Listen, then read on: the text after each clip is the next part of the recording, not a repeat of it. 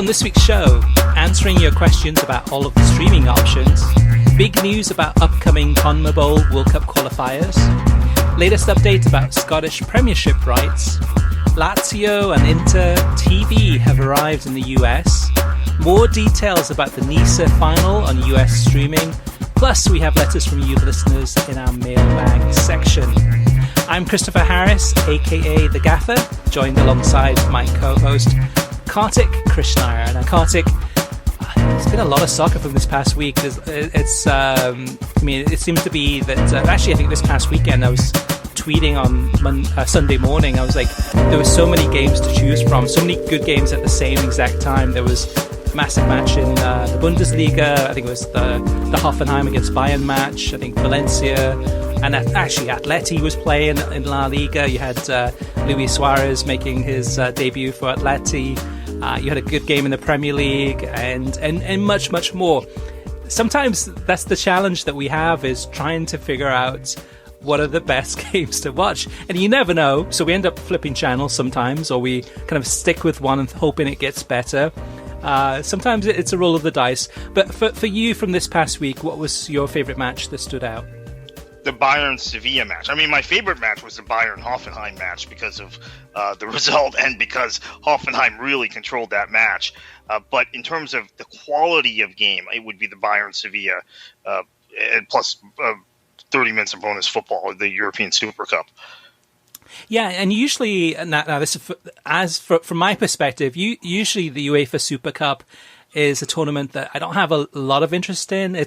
I will watch it, and I watched it this season too.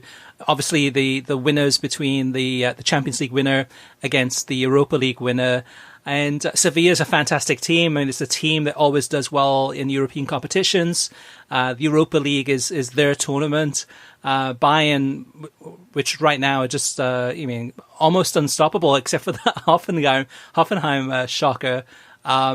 But the game itself, it was exciting. Definitely, it went down to the wire. And who won it, Kartik? Javi Martinez. Oh, right. Well, Bayern Munich, right? Bayern, yeah. Which I don't know. I thought that Sevilla would pull out a victory, and then actually they really pressured Bayern a lot. But what for you made it to your game of the week? What was in particular about this match?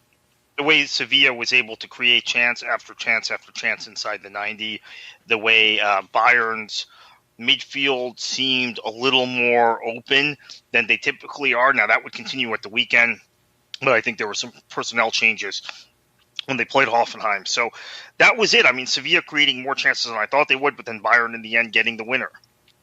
Yeah, and for me, my favorite match of the week was Roma against Juventus. This one ended in a 2-2 tie. This was really a match between really two skilled sides, and the pendulum swung from side to side. At one point, it looked like it was going to be Juventus certainly winning this game, and then Roma came back, and it looked like Roma was going to win it. And Edin Dzeko, a couple of chances to score, as he always has. Right, he's always in that kind of a poacher in the box, but went down to the very last minute. It looked like there could have been a winner for either side. And in a commentary by Dave Farrar and Stuart Robson, two of my favourites. I mean, Dave does a lot of Serie A matches, and you'll hear his voice a lot of times on some of the Premier League productions and some of the IMG content that they do. He has a very unmistakable voice, a very clean voice. And Stuart Robson, of course, one of the scholars of the game, someone who's always a pleasure to listen to, and I never get tired of him. So what else from this past week, Kartik, that stood out? Anything else that I know you've been busy with the elections and working on the kind of the political side, but anything else stands out that you want to mention? I think it was great to have Steve Cherundolo doing co-coms for the World Feed on the Augsburg-Dortmund match, which, by the way, Dortmund looked terrible in that match. They looked a little better in today's German. Well, we're recording this Wednesday night for the listeners. Today was the German Super Cup. They looked better in that match. They looked like the better side for most of that match, in my opinion. Although Favre made a number of changes, because you have 5 substitutions in Germany this year, and after he made the changes, they didn't look very good, and Bayern got a winner. But Cherundolo doing co-coms was really cool. Reece Oxford playing for Augsburg, a guy we've forgotten about, but looked like he was destined to be a star at 16 at West Ham. Another young English player in the Bundesliga. So that match was interesting for me. I felt like the analysis of Manchester City and Leicester was fairly poor on NBC. I mean, they were hammering Manchester City's performance, as they should, but there doesn't seem to be a recognition among the pundits on NBC that this is part of a consistent pattern since February 1st of this year, where Manchester City have looked poor regularly when they play good opponents. And when they play Spurs, Manchester United, I mean, the match right before COVID, which seemed to be forgotten about because of COVID, Arsenal in the FA Cup semifinal, Lyon in the Champions League. So it feels like the commentators and the studio team wants to pull their punches on Pep Guardiola. It also indicates to me Manchester City are not a very big club in reality. That's a club I support, but they're not a big club, because any other at a truly big club, this number of really shocking results where your team gets played off the pitch and you look horrible in the process would have the manager under serious fire. And that would have happened last season after the Arsenal game in the FA Cup semifinal. So that stood out for me. I mean, it was almost like they were making excuses for Pep, saying the players don't look interested, et cetera, et cetera, et cetera. So that disappointed me. And then I would say the other thing that really stood out for me, now saying something very good about that same NBC studio team, and this is something you reported on a few weeks ago, Chris. Peacock on Monday, they were much more in depth in their conversations and their analysis. And I have to think that this is now kind of a deliberate thing where they're wanting us to sign up for Peacock so you get the more detailed studio show. So it's almost like Robbie Mustoe and Robbie Earl they have three different tracks they're on. One is a two Robbies track for their podcast. One is a more detailed deep dive on Peacock. And one is a very scratch the surface, a lot of hyperbole type stuff on NBCSN. So to me, that was pretty revealing. Again, it's the second straight week we've made this observation that their Peacock studio show, and it was Ahmed Fareed hosting it last week. This week it was Rebecca Lowe, was much better than the and that included the post game, was much better than what they did on the weekend. Yeah, for me, it's a mixed bag, because there's some parts of it that are really good. There's some parts that are okay, and some parts that are weak. So having watched, a ton of Premier League matches from the weekend, as well as, other leagues, other broadcasters, which we'll probably get to in a tiny bit. But, the positives, the really positives, for me, that Liverpool-Arsenal game, having it on Peacock has advantages where, yes, they can do more coverage. So having the two Robbies and Rebecca go a little bit longer. And I don't think that I don't know, for me, they didn't go that much deeper. To me, it didn't really come alive until post-match, when for those people that stood around and hung around post-match after about maybe 30 minutes or so after the two Robbies and Rebecca talking, then they went to Monday Night Football from Sky Sports, and you had Jamie Carragher, you had Roy Keane, and they were doing a live interview with Jurgen Klopp. And the interview that they had was fantastic. It was something that was Roy Keane had some very pointed comments, and it made Klopp respond. It made him get a little bit sensitive in terms of the questions and some of the things that Roy Keane was saying about Liverpool was sloppy in this game in parts. And Klopp misunderstood what he said. He thought that like Keane said, he was sloppy the whole entire 90 minutes, which it wasn't the case. So that part of it was really, I was hanging on to every word. I was listening to what Klopp was saying, what Carragher was saying, so on and so forth. The two Robbies, some of it's good. The thing I did notice, though, Kartik, and this is going to be sacrilegious, because I love Rebecca Lowe. She has been such a positive, fantastic presenter, just a role model for the broadcast industry, a role model for women, everything that she's done.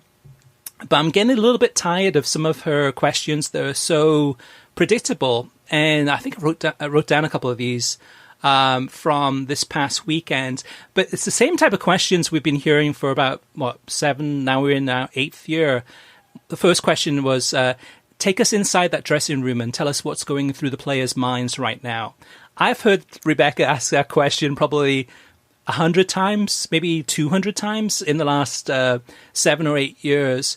And for the most part, when the two Robbies have the experience being in the dressing room, being in those games, but it's the same type of answers we're getting from them. So we're not getting the best out of the two Robbies when the questions are pretty predictable. The other question that Rebecca asked was, what did we learn today? And it's a very good open-ended question, but when you hear that same question over and over again, it doesn't really get the best out of the two Robbies. So that's the part that I think actually, looking at the coverage from the last couple of months of this new season, I think that's one of the reasons why it is getting a little bit stale. It is getting a little bit predictable.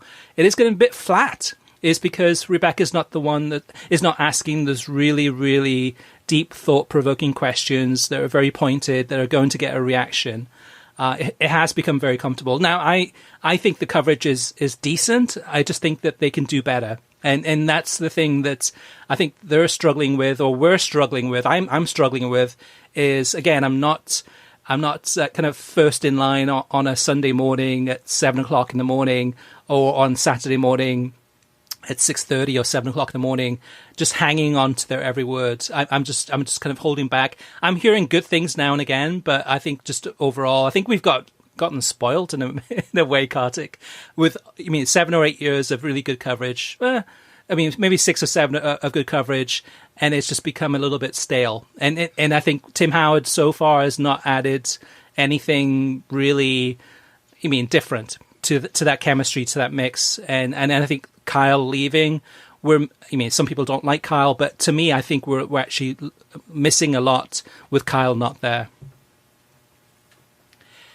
Yeah, I'd agree with that, and I think Martino was particularly analytical, and you lose that. It's always neat to have a goalkeeper's perspective, and I think that there's things that goalkeepers add to broadcasts and to studio programs, but Kyle had a unique perspective and a real kind of understanding of the tactics and psychology of football, and that's missing from the show right now. It's just there's a drop-off. So they haven't gone out and aggressively replaced him, or, as I said many times, backfilled other positions. There's no Neil Ashton replacement. There's no Steve Bauer replacement, et cetera, et cetera, et cetera. Yeah, the other thing I noticed about Peacock, so for the most part, I'm enjoying Peacock, and I enjoy having more coverage. But it's still formatted like a television show. So, for example, at the end of the Liverpool-Arsenal game, there's Ola White saying, okay, just wrapping it up, and they break for a commercial.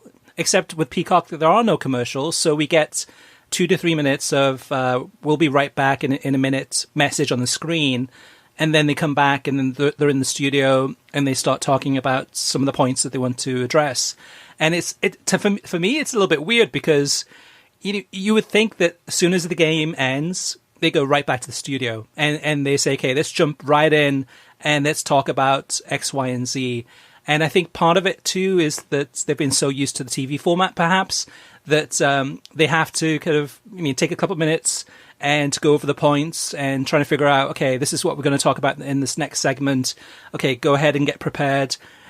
And that's a bit strange for me as the viewer, because I'm like, okay, what are they breaking for? I'm here, I'm watching.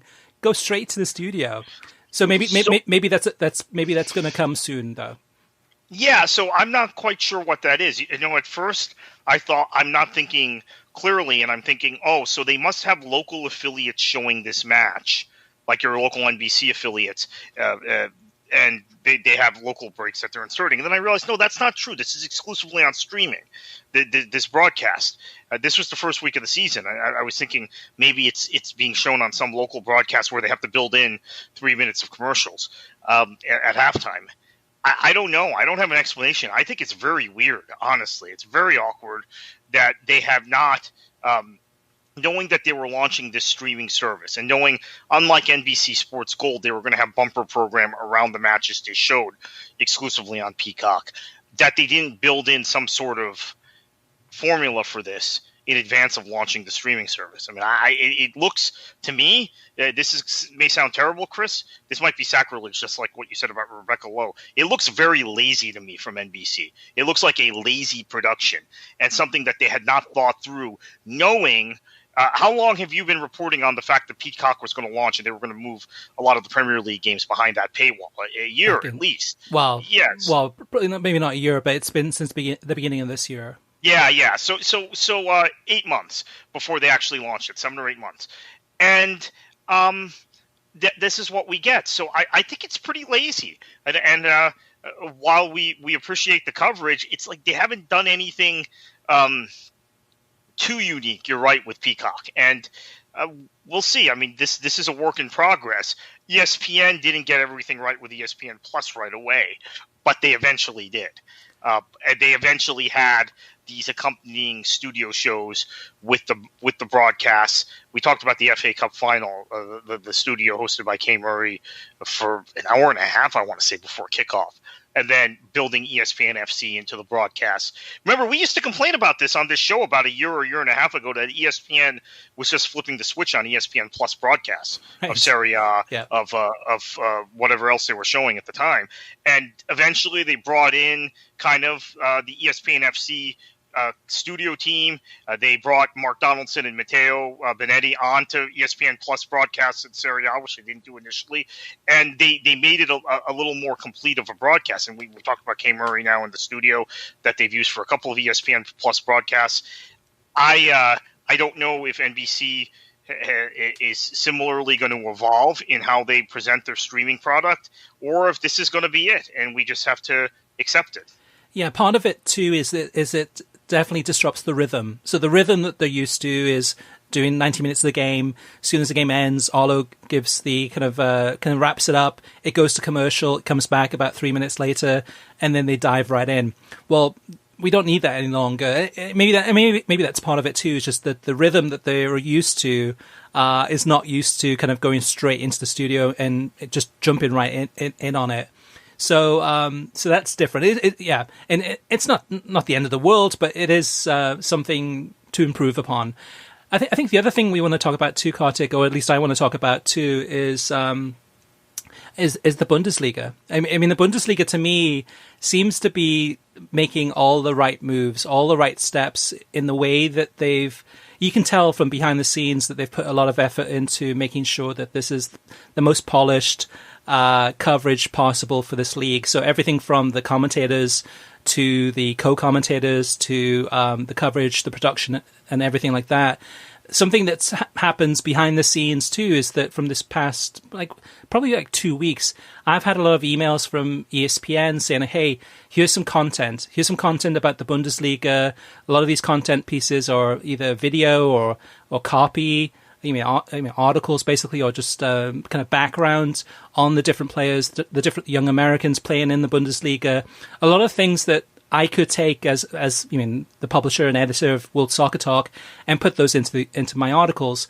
I'm not doing that because everything I do is custom, is kind of I create on my own. So while I appreciate the background and the information that they're sharing, how many times, Kartik, in your professional career as a journalist, have you gotten anything from the Premier League directly? Never. Yeah, and same thing for me. And I get, and so just on this comparison alone, I don't know if I get a Bundesliga email every day. I might. It might be every day, actually. But I'm getting them at least 3, 4, 5 times a week. Yeah. Whether it's from ESPN, like you were talking about, or from the Bundesliga's press shop directly. I mean, it's pretty constant. And so it helps me prepare for the weekend, even as a fan, to be honest with you. I know they don't send these emails to fans. They send it to us as journalists. But I'm more prepared for what's in front of me on the weekend on ESPN and ESPN Plus than I am from the Premier League, to be honest with you. I mean, I'm already thinking about Bundesliga fixtures a couple of days in advance because of these emails. The Premier League, to be honest with you, when I used to anticipate these Premier League games, there's a big Liverpool versus Man City match or something a week out. Now it's just like I kind of flipped the switch and Saturday morning Leeds is playing great type of thing. I mean, and this has this directly is due to the one league being very open and interactive with writers and journalists and podcasters like us, Chris, and the other just, expecting coverage, right? Feeling entitled to coverage, not really working for the coverage. Yeah, for me personally, I mean, I'm still hooked, line and sinker into watching these matches. So from this past weekend, watching Burnley against Southampton, which was a pretty drab game, Sheffield United against Leeds, Spurs against Newcastle, Man City against Leicester. And that's the thing, at the end of the day, the product, for the most part, is, I mean, so far this season, it's been goal fest. I mean, it's been just goals flying in. The entertainment value is there for me. And, I mean, seeing the Man City-Leicester game, that was a good example. Yes, Man City is poor right now, inconsistent, but that was kind of a wake-up call. At the same time, of course, Hoffenheim beaten Bayern 4-1, which was, I mean, to me, the result of the weekend. It's just interesting. And the reason I bring that up, too, about the Bundesliga versus the Premier League is just to give the listener an idea of kind of behind the scenes what the leagues are doing. One more thing back to the Premier League for a minute, Kartik, is that we know that NBC Sports are, they've got this season left, and then next season. Next season is their final season of covering the Premier League exclusively in the United States. And it will be going into a bid, probably later this year or early next year, a bidding process to see who will get the rights for not next season, but the season after and onwards. It could be for another 4 years. It could be for another 6 years. And while NBC will be interested, there's going to be a whole bunch of other players coming in on this one. The Amazons, the DAZNs, you name it. I mean, there's going to be pretty much any major media company, CBS, is going to be interested in this. If NBC did acquire the rights and did renew the rights for another 6 years, say, or 4 years, I just wonder if they would look at, the numbers and the financials and say, you know what? With the NBC coverage that we have, and we have the Rebeccas and the Arlos and the two Robbies and the Tim Howards, why don't we just go ahead and just use the Sky Sports News or Sky Sports coverage? And we've seen this a couple of times. They've done this on some of the Friday games where they've said, okay, they have none of the NBC Sports crew in the studio. They just went full on and just showed Sky Sports coverage of that game. Now, they can't do that for every game because Sky doesn't have every game. BT has some of them. But it could be a cost-cutting measure that NBC could consider, perhaps, to still provide good coverage, if anything, probably better coverage. Yes, it would have even more of a British tinge to it, but it's something to consider. It's something that they have up their sleeve that they could go down that path if they do renew those rights, and possibly something to think about. Well, yeah, sorry. One of the advantages that from talking to people in the industry that they might have in terms of keeping the rights, because I've gone on record saying I think Amazon might win, if not the whole package. Maybe they split the package, and Prime Video has part of the Premier League rights in this next rights cycle. Is the tie to Sky Sports? The thinking is that NBC is stronger as an incumbent this go around than they may have been even last time when they got that 6-year deal because of their tie to Sky. Now, at the same time, there's been no discernible uptick in ratings since they last bid on this on this property. So they may not be willing to put the money up for it. But yeah, I think the Sky thing is something to keep in mind, not just in terms of what they might do if they keep the rights, but why they might keep the rights. I think the biggest thing that NBC Sports has going for them as a possibility to renew the rights is exclusive on Peacock, having every single game on Peacock for the next rights deal, and then just really, really being the only place you can go ahead and watch the Premier League. And I don't have access to the numbers that Peacock has had, but I'm sure they've seen a big surge of the number of people that actually subscribing to Peacock in the last 6 weeks, just because of the Premier League. Now, if you said, okay, all 380 games every season on Peacock, that's the only way you can watch it, that would be something that financially they'd have to run the numbers and say, is that going to break even? Is that going to be a profit on that? The projections would be difficult on that one, but at least they have an idea thus far on the big games that they have had. I do think a point to be made here is Serie A and Bundesliga have matches on television, and yet ESPN Plus streams every match. So that could be the option: is all 380 matches are on Peacock, and we'll show 30 matches or 40 matches on television each year. That could be what they do, but you wouldn't necessarily have to have television to see any of the matches. If you had Peacock, which is something we talked about, I think, with the Bundesliga itself a couple of weeks ago, Chris, when you and I were on a call with them in terms of the ESPN Plus deal. In fact, not just the matches that are going to be on linear television are kind of irrelevant to the people who might have ESPN Plus and not have cable. Which would include you, right?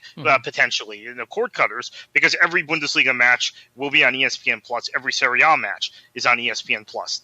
The Premier League doesn't have that sort of arrangement in this country right now, which might be a problem for them down the road. So maybe that's an option also. Okay, Kartik, so let's move on to TV streaming news.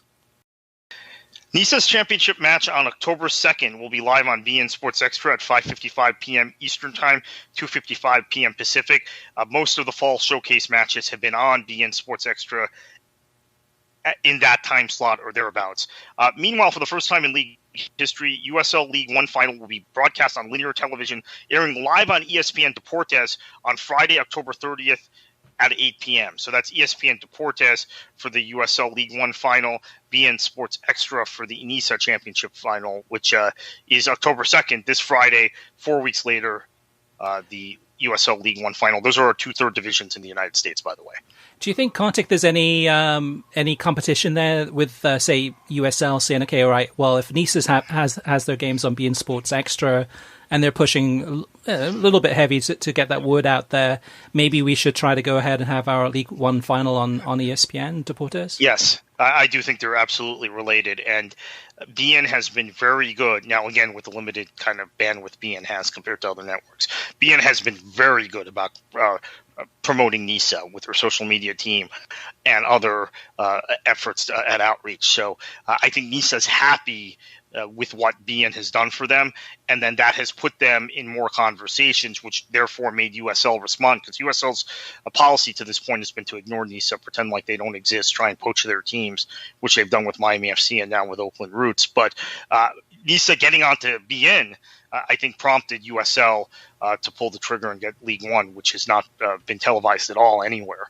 onto Deportes for their final. So definitely they're related. Yeah, and beIN Sports Extra, which is going to have the NISA final. So that's available through Pluto TV. It's available through some of the smart TVs. It's available through Roku and some other devices too. So it is. I mean, if you search around, you'll be able to find that game, and it's free. There's no registration required or anything like that. ESPN Deportes, of course, not everybody has that. You have to have cable and or streaming or satellite to watch that, but. Yeah, so NISA versus USL. So moving on to the next news item, a couple of updates here. We actually started this story back in March of 2020. Might have even been February of 2020, where I mentioned on this podcast, for anyone who remembers, back in the news segment, we talked about the World Cup qualifiers from CONMEBOL, so the South American countries. And in February or March, I mentioned that the games were going to be available on pay-per-view. The price mentioned at that time was $100 per game. So I was getting ready to report it and write a whole story on it. And then the pandemic happened, and then the lockdown, and then those games were not played. So I was like, what's the point of actually publishing this story at this time? Let me go ahead and wait. Then it was going to be that those games were going to be played, I think, in August and September. Finally, now we know that the CONMEBOL World Cup qualifiers will be played in early October, both the first round and the second round. And the coverage, the TV coverage, has changed slightly since March of 2020. So what we know is that the games will still be on pay-per-view. So your typical pay-per-view, whether through DirecTV or the Dish Network, the games will be $29.95 per match. But the curveball with this is that also they will be available through streaming on pay-per-view too. So the deals for those are still being worked out, but one of the streaming providers that will have it is a company called Fight, and that's spelled Fite, and they will go ahead and have the games available at that $29.95 price point per game. They will have packages available if you want to have access to all of the games. The challenge is that a lot of these games overlap, so a game may start, say, Bolivia against Argentina might start at 6 o'clock Eastern time. The second game might start in the second half of that game, so it might start at, say, 7:15. So you can't watch all the games. It's not staggered kickoffs. It's all overlapping.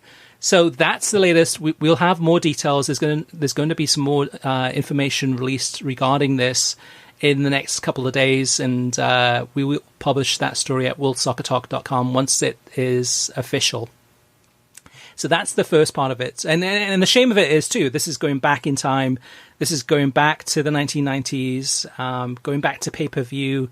But this is the deal that CONMEBOL struck with a pay-per-view provider in the United States. And previously, in the past, beIN Sports often had the rights to these games from CONMEBOL for the World Cup qualifiers.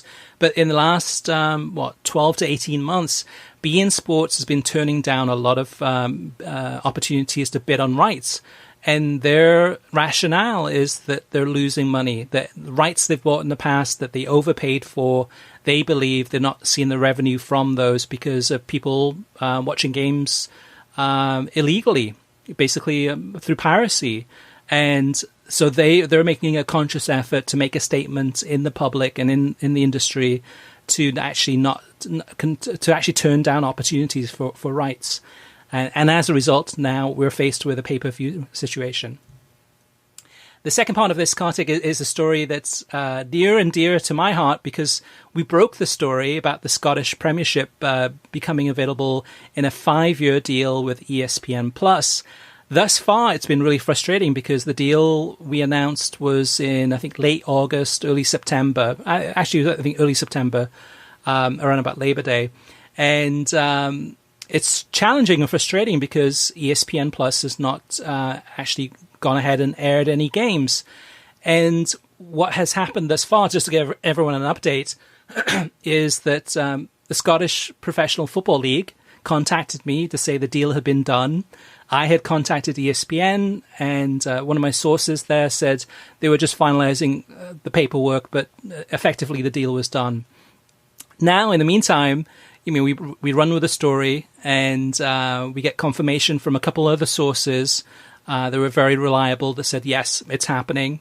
And then what happened, I believe, is that, according to one of my sources, is that ESPN discovered that many of these games are actually shown already in the United States through Celtic TV or Rangers TV, or I think there's Reds TV, which is Aberdeen. And most of the clubs in the Scottish Premiership have their own streaming packages that they sell to subscribers around the world. And oftentimes that subscription fee to watch Rangers TV for a whole season, home and away games, is $200 or more a season. So once ESPN realized this, I believe that they probably looked at the numbers and said, okay, well, why are we paying or offering to pay X amount of dollars if we don't have the exclusive rights to this competition? So it's quite possible that the actual games won't start until next season on ESPN+. There's always a possibility that some of the games could air this season, but right now it's looking unlikely. As part of the deal, ESPN does have the Scottish League Cup and some of the other cup competitions, so we're hoping to see some of those games which would be exclusive, which would not be part of the Scottish Premiership deal that they have with the clubs. So it's just one of those deals that it's very complicated, and unfortunately too for fans of the Scottish Premiership clubs, it's frustrating because we were looking forward to this, but it will happen. It's just not going to happen as soon as we first indicated. So I have a little bit of experience with this with the Rangers and Celtic fans I know. They are always looking for who the rights holder is because they are concerned about cup matches, because they subscribe to, and now actually ESPN Plus would be a lot cheaper for them, right, than subscribing to Celtic TV. But as of now, they can watch the league matches, but the league matches only. So they're always looking for streams or some way to watch the cup competition. So that's just another complication. When you were going through the scenario, I was thinking, well, what about the cup matches? And then you mentioned that at the end. So to those of you that are Celtic and Rangers fans who listen to us and know me, this is going to get a little more complicated again. Yeah, and part of it too, I guess, is just the way that the deal is structured, where, it's not in the best interest of the Scottish Premiership to try to sell an international streaming package when there's clubs that have direct packages available to consumers. It'd be like, Man United streaming every of their games home and away to soccer fans from around the world, but then having the Premier League coming in and say, hey, sign up for our package of streaming rights. And most people would say, like, why? I've got Man United. They can get it that way. That undermines the value of those rights. And then last but not least, Kartik, just one more news item, and that is Fanatis. The streaming service has added Lazio TV and Inter TV to their Club Italia streaming package. So this package is specifically for fans of Serie A and fans of the Italian league. And what it includes is Lazio TV, Inter TV, but also Italian language broadcasts of Serie A games on RAI Italia, which is usually about 1 or 2 games a weekend. But if you want to watch your games in Italian, RAI Italia has the rights to those games, and Fanatis broadcasts those games for you, and now has added Lazio and Inter to that package. All right, Kartik, let's move on to TV ratings, and what jumps out at you from these numbers? Anything of interest here? Yeah, I think first off, 416,000 for Spurs Newcastle Sunday morning at 9 a.m. to me is fairly high on NBCSN. That's a really good number. Obviously, very controversial game at the end. I will admit I was watching Bayern and Hoffenheim at the same time. Yeah, me too. I had 100. Yeah. So I did all of this excitement about how that match ended. I had missed the other. Aspect of this that's interesting is 299,000 for Chicago Washington on CBS NWSL match. Little lower than previous weeks, but still right at the 300,000 mark, which is it's really holding up well, particularly when you compare NWSL to MLS. So I think it's actually quite good. It's a very, very healthy sign for women's football in this country. Yeah. As a comparison, most of the Major League Soccer games on FS1 are averaging, I think, about 100,000 or a little bit less than 100,000 viewers for games like that. Of course, CBS is in more homes, but still, that is basically 300,000 viewers for that game on a very busy Saturday afternoon when there's lots of other soccer and lots of other things happening around the world. Definitely strong numbers there. Listener mailbag. First up is Mark in Connecticut. Mark says, hey, Chris, as someone who is on Twitter quite a bit during Premier League matches, it's becoming very hard to do due to the streaming delay on Peacock. At least 60 seconds and no options to fast forward or rewind.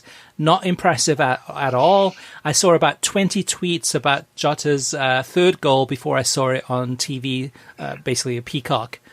Kartik, this is an issue. This is something, though, that is not just Peacock, but streaming in general. I know I've been watching games on Fubo TV sometimes, and there's a delay. A lot of the delay is based on your internet speed, too, the connection it makes. So you and I could be watching the game at the same exact time, and I could be maybe 20 seconds ahead of you just because of maybe faster internet. Yeah, so I've had the same problem. You noticed at the beginning of the show, I'm less active with games because of my political work between now and November. That is one reason I've basically been off Twitter the last 10 days or so. The other reason is this. specifically, I do not want to be on Twitter in the middle of football matches during the weekend anymore. And it's not because, I get into these back and forths, which I've gotten into for years. It's been because the Everton-Spurs match, the first match of the season, and the first big Peacock match, not the first match of the season, first match day of the season, the Sunday late kickoff on Peacock. It happened to me several times where I was making a comment about the game, put it on Twitter, and then I saw something else had happened, or something had it just wasn't good, to the point where I couldn't even be on Twitter giving commentary about the match because I was behind. And specifically about Dominic Calvert-Lewin, I was talking about how good I thought he was running the channels. He's one of my favorite players, by the way, and I think I mentioned this on previous shows. But how DCL was running the channels and holding up the ball, even though he hadn't scored a goal. And then people came back at me like, "What are you talking about? He just scored."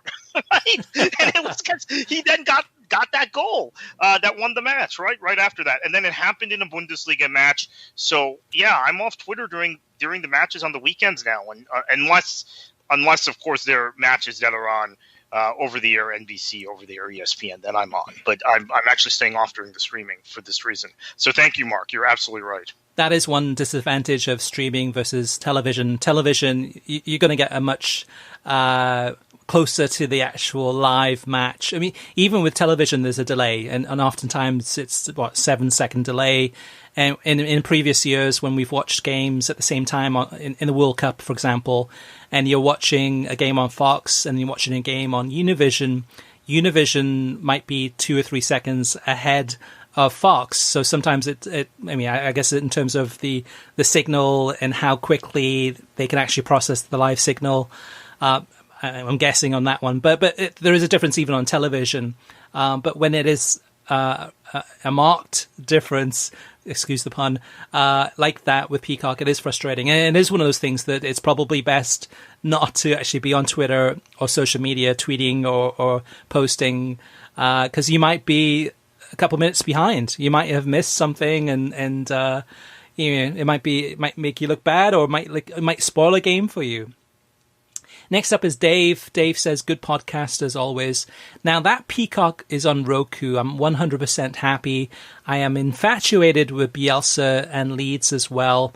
I started playing with them in Football Manager years ago and became a fan, so now I'm 100% happy to have a Premier League team." Steve Lewis says, "I listened to this week's podcast and you guys were talking about season 2 of Take Us Home, Leeds United.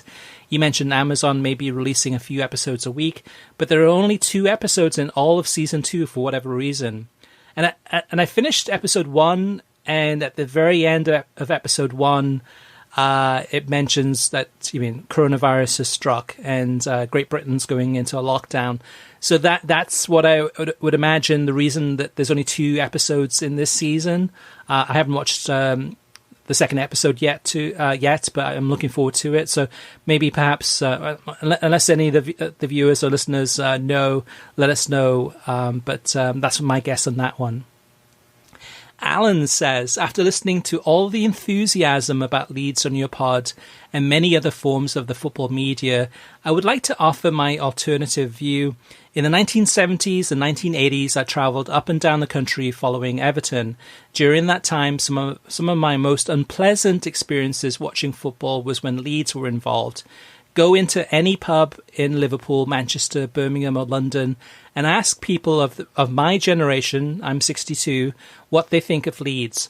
I'm confident you won't get too many positive views. In fact, the one common chant at football grounds across the country is how much the fans dislike Leeds. I even know Leeds fans that hold it as a badge of honour that most fans don't like them. This is not about the football they play. I've enjoyed watching some of their games in the Championship. It's all about their reputation. They have a long way to go before they become everyone's favourite second team. History is currently against them." Now Kartik, go ahead. Go ahead. No, Oh yeah, I was going to say, there's definitely some of that. I mean, Leeds fans had a reputation for violence. They had a reputation for aggressiveness.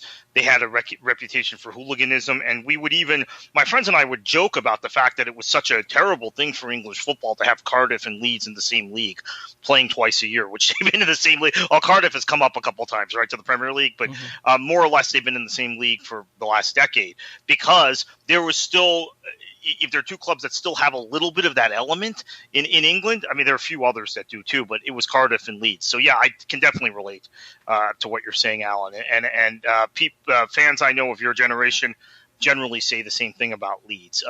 However, I think because they're so hated is part of the reason why it's good to have them back in the Premier League. It gives everybody else another rival. I mean, it gives Manchester United another huge rival, but gives Liverpool and Chelsea in particular. Chelsea-Leeds was a big rivalry, partly because of the hooliganism also in the 1970s. But that's a big rivalry as well. So that's part of the element of it, I have to say.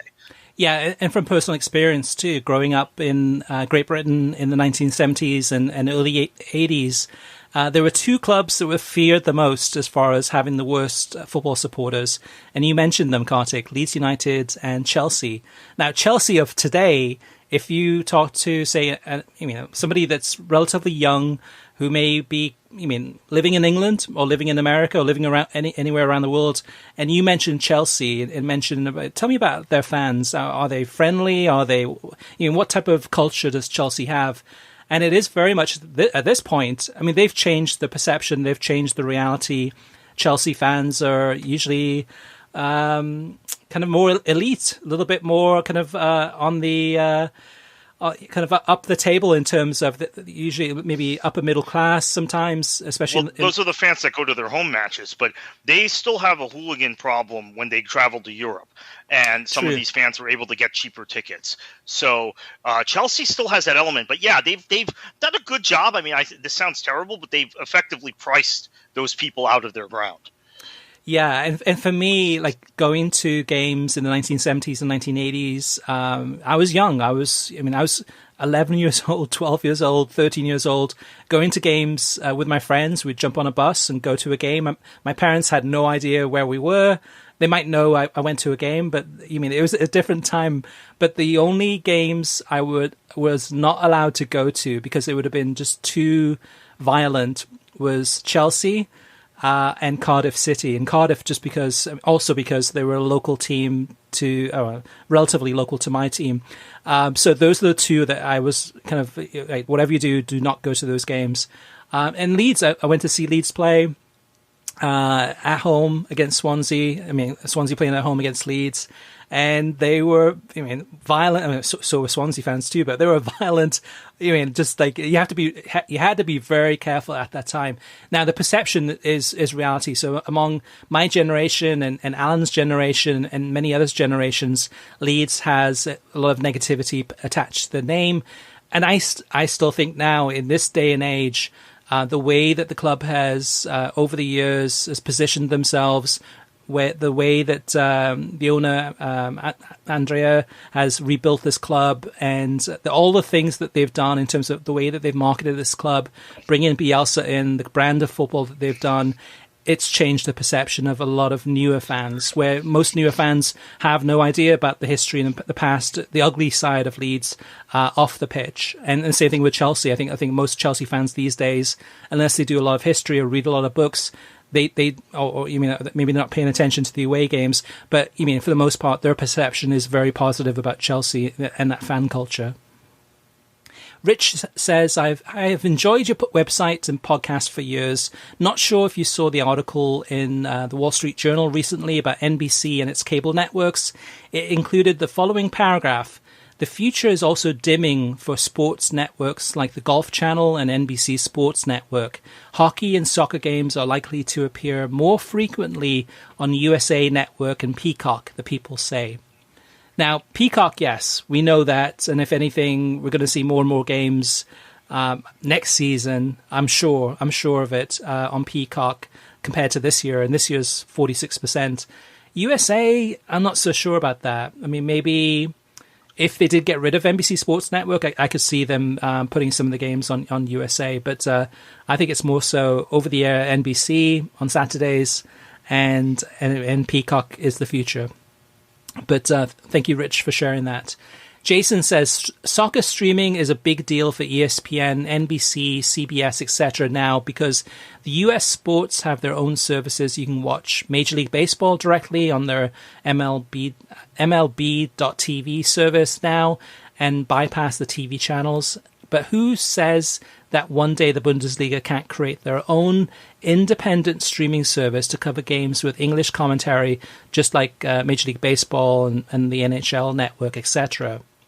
Now, absolutely, they could do that today. They could do that tomorrow. The difference is with ESPN. ESPN would say, like, wait a second. With us, you've got our reach. You've got Sports Center.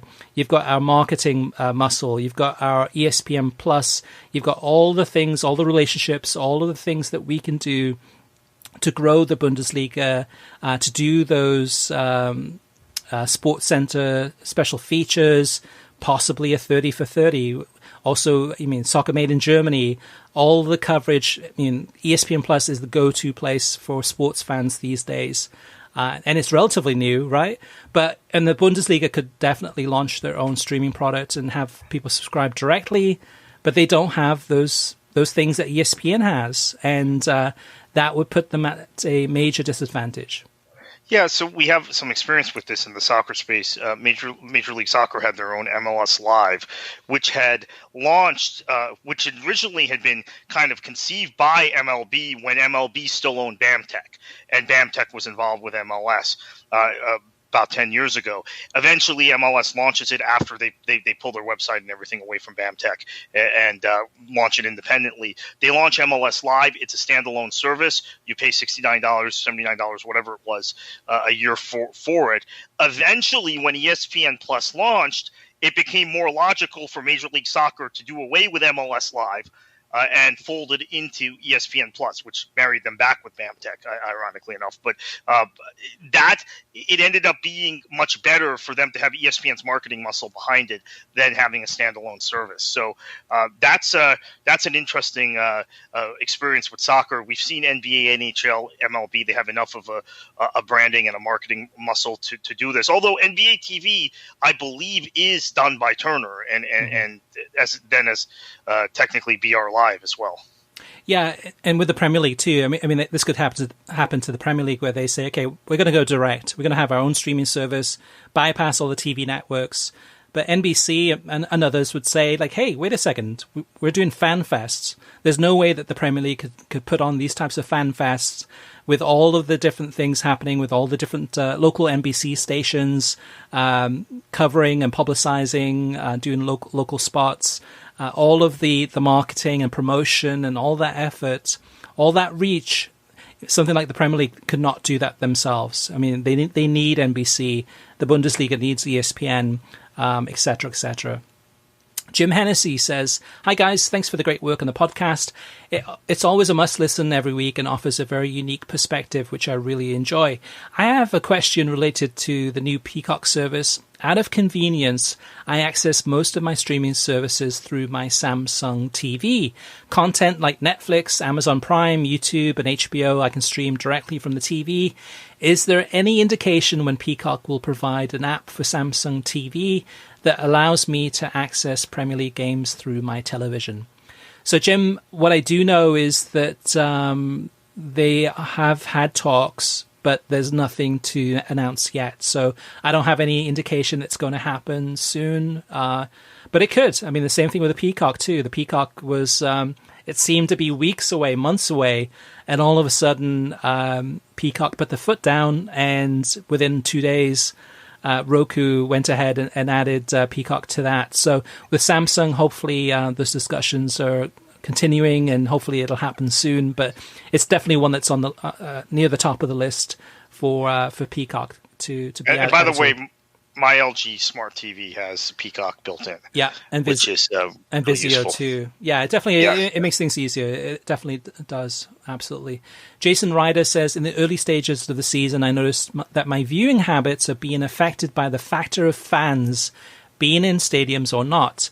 I am a ESPN Plus subscriber. I used to always prioritize the Championship, League Cup, FA Cup games that they have on.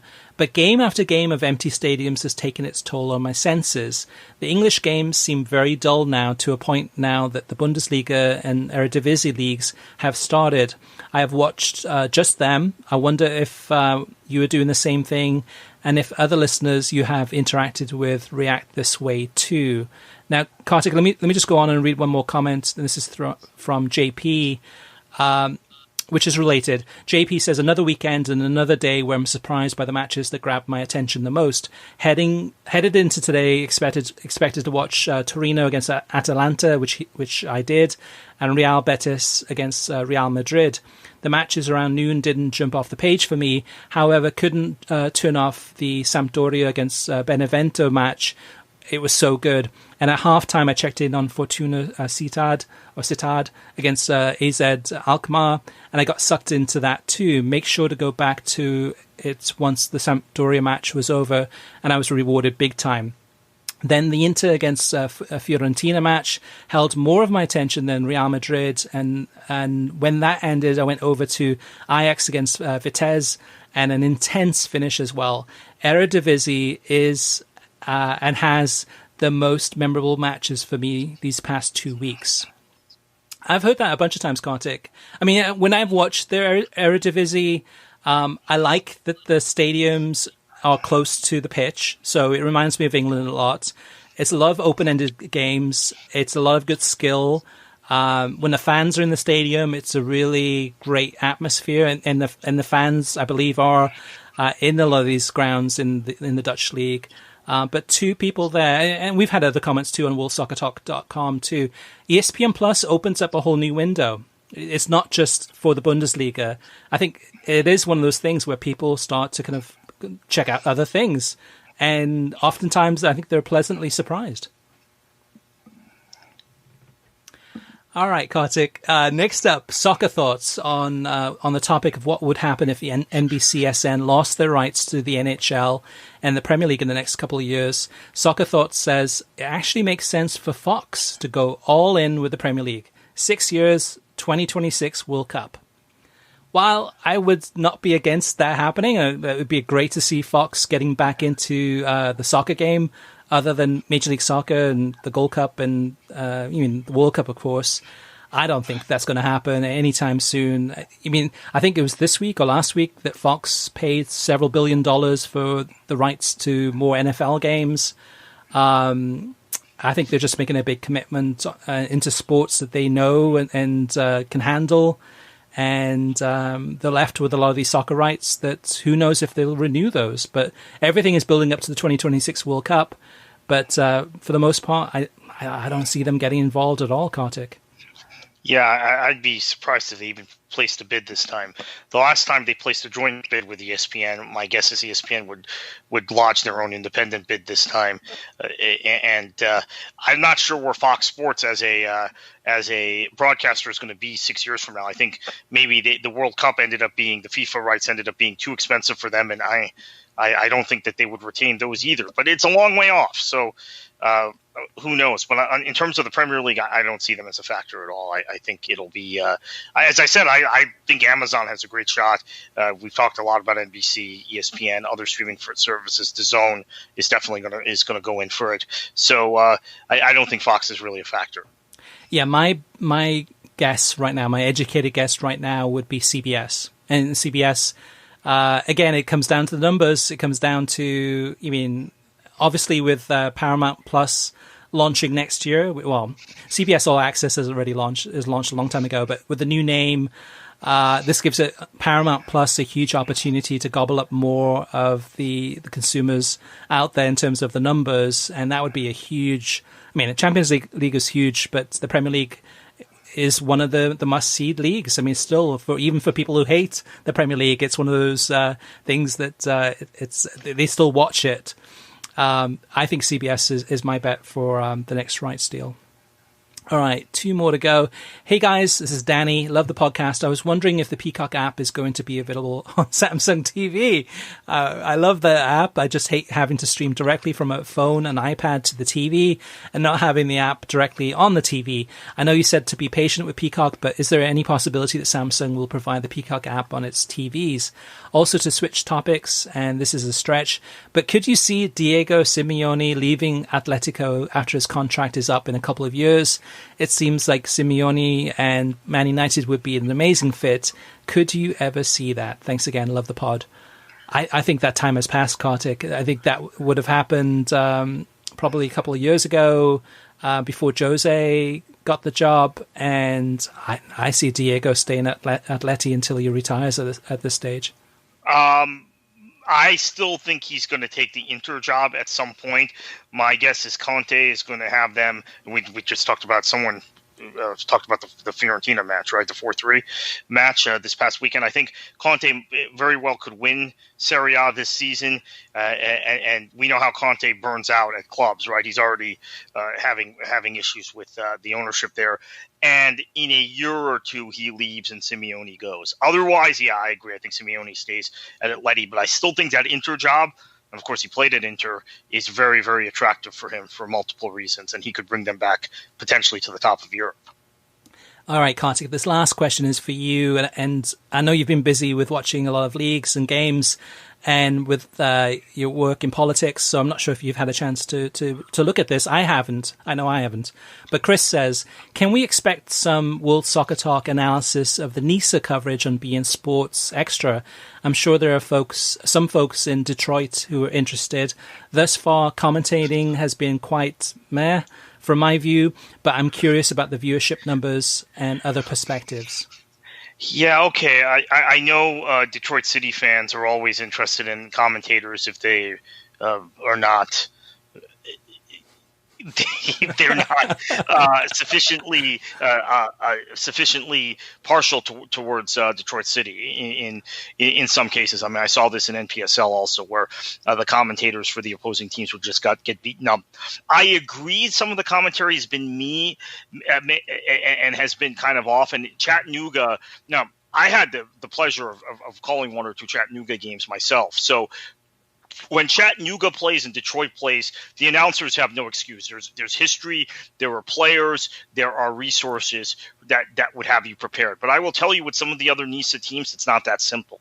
So I think that accounts for some of it. I don't want to beat up on the commentators. They might have been kind of meh, but there are other factors. There are preparation factors. Oftentimes the clubs don't have the right information for commentators. Oftentimes the league, and I can tell you in this case, it's very possible that that's the case, didn't have the right information for the broadcasters. So that's something that I think will improve with time in NISA. And I know Detroit City fans do complain about the opposing commentators, and sometimes they're right. I mean, there's a wealth of resource knowledge, etc. You can have when you're calling a Detroit City match. In fact, you can just reach out to an NGS member and get a lot of history there if you're a commentator. But I think with some of the other teams, it's a little tough. So now, if Detroit plays Chattanooga and the commentary is bad, that would be an issue, because both those clubs have fantastic histories, and it's very easy to come across information if you make the effort. But yeah, I don't want to beat up on them too much. I do know this is a problem. This is always a problem when Detroit or Chattanooga is involved in a tournament, and their fans, they have more fans than anyone in lower division soccer in this country, and they watch these streams and they get unhappy with the commentary. I've been in the middle of it, so I totally understand. But be patient is what I would say. Yeah. And no viewership numbers and no other perspectives, because the viewership numbers haven't been published publicly. So NISA would know what those numbers are. beIN Sports would know what those numbers are. And if it's anything to write home about, they would publish them or share them. They haven't shared those. So it's more about reach. It's more about just trying to get NISA in front of viewers and try to build that audience. And I'm sure those numbers are small. I mean, there's a lot of people that don't realize that NISA exists or what it is. It's got a huge challenge ahead of it. But they won't be that small when this is the point, I think, of the whole conversation. If we want to tie it back together, it won't be that small when Detroit plays Chattanooga. I mean, those two teams have massive fan bases. They're streaming savvy, the supporters of those clubs. And then there's these independent soccer supporters all over the country, kind of soccer hipsters, that those are the two clubs they like, one or the other. So that NISA has going for it. It's just that I don't think there's any interest in any of the other clubs, including the Cosmos, outside of a small niche for each of those teams. So the numbers, I'm sure, are low unless Detroit and Chattanooga are involved. But when they play each other or they're involved in a game, I think the numbers might be a little higher than people may know. I mean, I'll just tell you this from my experience with NPSL and with NISA.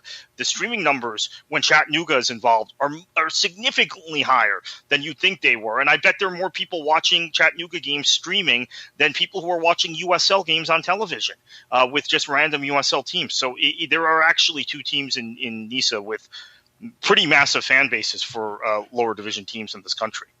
Interesting. And I should say not just massive fan bases, committed fan bases. They're not just, hey, I'm a Chattanooga FC fan. They are a card-carrying member of the Chattahooligans, and they're watching every match. That's good to hear. Good to hear. All right, Kartik, we want you to have your say, listeners. So you can always reach us via email through web at worldsoccertalk.com, as well as facebook.com/worldsoccertalk, and on Twitter at worldsoccertalk. Plus, of course, you can always post your comments on worldsoccertalk.com, or if you're Mark from Connecticut, you can always DM us on at worldsoccertalk. And we'll share those comments and feedback with listeners. And it's something I think we can all benefit from too, whether it's opinions, observations, questions, particularly about streaming or television or the industry or commentators, etc. This is what we do on a weekly basis. We hope you enjoy it. And if you've stuck around to this stage of the podcast, you obviously do. So don't forget, you can listen to the podcast every Thursday through Google Home, through Alexa, as well as Amazon Music, Spotify, Pandora, YouTube, iTunes, TuneIn, Audio Boom, Overcast, and worldsoccertalk.com. If you like the show, go ahead and share it with your friends on social media. And please, please, please, we'd love to get some reviews on iTunes. So let us know honestly what you think. If you like the show or don't like the show, whatever it may be, definitely share your viewpoints, give us some stars, and let us know how we're doing. Last but not least, Kartik, heading into another weekend. And this weekend is one weekend I think that all of us listening should gobble up as much soccer as we can, because starting Monday is the end of the international transfer deadline. As transfer deadline day is going to be, I think, 8 hours of coverage on Sky Sports News, which is going to be live on Peacock, followed by 3 hours of NBCSN coverage. And then after that, it's international break. We've got UEFA Nations League. We've got the CONMEBOL World Cup qualifiers. We have some of the playoffs for the Euro 2020. We've got Scotland against Israel and a whole bunch of other games. So if you're into international football, there's a lot to look forward to. If you're not, watch as much soccer as you can this weekend. But what about you, Kartik? What are you going to do this weekend, and what should the listeners do? Enjoy your football.